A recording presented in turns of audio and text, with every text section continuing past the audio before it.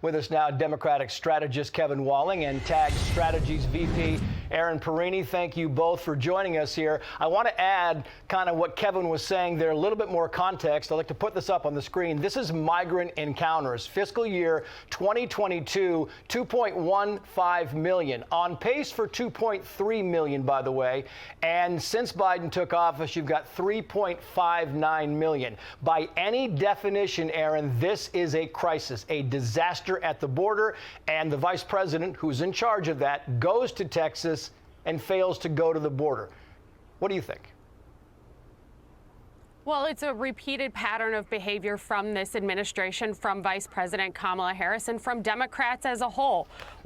She goes to Texas again for the second time as vice president and doesn't go fully to the border because she doesn't want to acknowledge and actually see the crisis that her and Joe Biden's policies have perpetrated against the American people, against states like Texas, Nevada, and Arizona. You see the Rio Grande Valley. It is being absolutely overrun. And Democrats' strategy right now is really bewildering to me because it seems to be put your head in the sand. Democrats don't want to talk about the border crisis. And you have the Democrat Congressional Campaign Committee chairman over in Paris fundraising. Democrats are doing everything except acknowledging the realities, the disasters their policies have unleashed on the American people all across the country.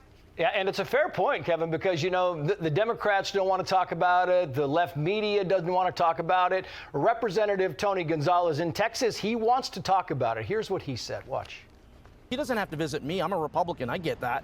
But guess what? Henry Cuellar is a Democrat. Vicente Gonzalez is a Democrat. Veronica Escobar is a Democrat. She could visit anywhere along the border. The fact is they've put their head in the sand. They've abandoned us along the border. And Democratic members of Congress, Kevin, are not happy about her not visiting the border.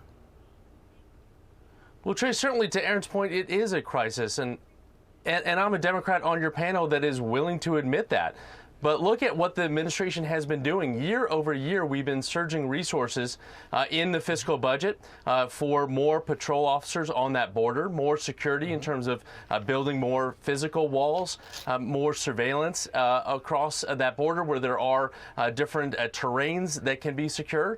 But listen, this is certainly a serious issue. You point out those numbers, and they are horrifying when you see the number of people coming across. I think that's a direct result of a lot of the violence that they're fleeing, a lot of the hunger and famine that people are fleeing, a lot of the crime in these Northern Triangle countries that people are fleeing, coming out of COVID, and the desperation to cross a desert with your children over days-long journeys to get to the United States. We've got to do more when it comes to not just securing the border, but passing comprehensive immigration reform that's going to finally tackle this issue.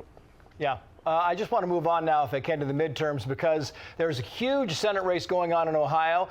There was a debate tonight between JD Vance and Tim Ryan. Here's what they said. Watch. Oh, by the way, that's the race. 46.2. JD Vance has a little bit of a lead there, still within the margin of error. And here's a little bit from the debate. Watch.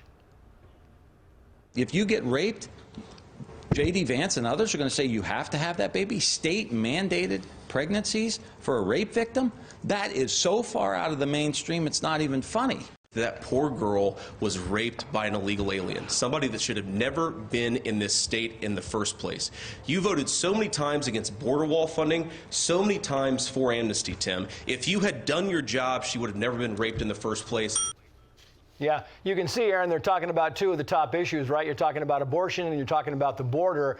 Your thoughts on how that race is shaping up?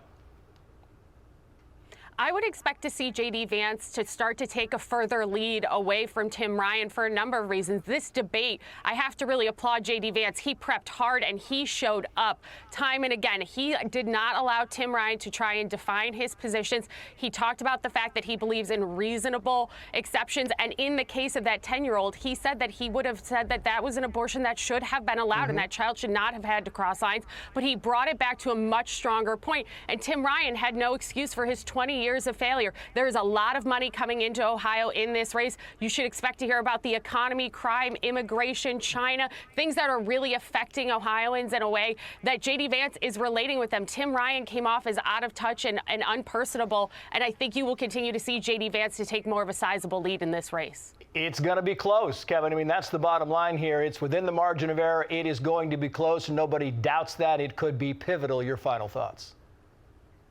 Yeah, Trace, I'm right there with you. I couldn't disagree with my dear friend Aaron Moore. I thought Tim Ryan had a great debate. He was personal. He took the fight to JD Vance over his extreme views, especially with regards to abortion, pointing out that rape to JD Vance is just an inconvenience. That speaks volumes to women in the Buckeye State, and it's certainly going to be a close race. It's about a 1.2% race right now, according to Real Clear Politics. It's going to be a dogfight. They've got one more debate before Election Day, and I can't wait to watch that one too. Yeah, I know you liked you liked the Democrat in these races. You also said Blake Masters did very well. I mean, Bart Kelly did very well against Blake Masters last week in Arizona, and a lot of people begged to differ on that one, Kevin. Kevin, Erin, great to see you both. I love it, Trace. Thank you there. I appreciate it. Hey, Sean Hannity here. Hey, click here to subscribe to Fox News YouTube page and catch our hottest interviews and most compelling analysis. You will not get it anywhere else.